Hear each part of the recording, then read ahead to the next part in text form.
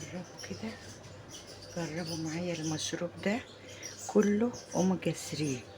وطبعا انا كنت بشتكي من المفاصل، حد قال لي عليه دي بذور الشاي. هحطها كده في ميه وانقعها لتاني يوم. حط عليها الميه،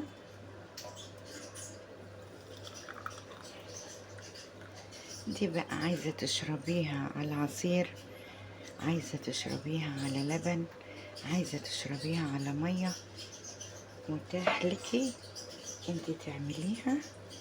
اهي بذور الشاي كلها اوميجا 3، هتنقعيها وتحطيها على العصير، على اللبن، حلوة قوي للمفاصل.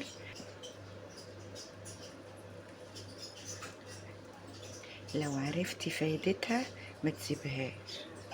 هنا بعد ما نقعتها لتاني يوم، اهي بعد ما نقعتها لتاني يوم بقت بالشكل ده. نحطها على العصير،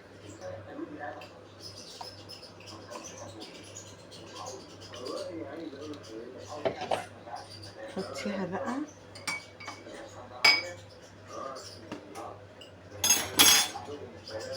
حطي عليها بذور الشاي،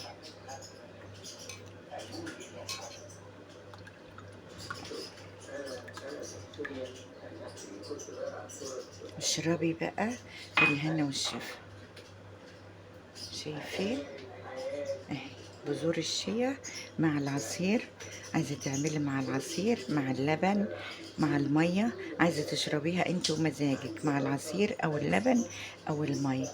دي فايدتها كبيره، ولو هتعرفيها مش هتسيبيها.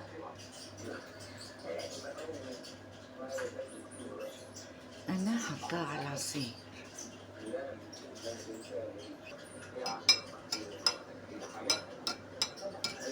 شربيها بقى بالهنا والشفا.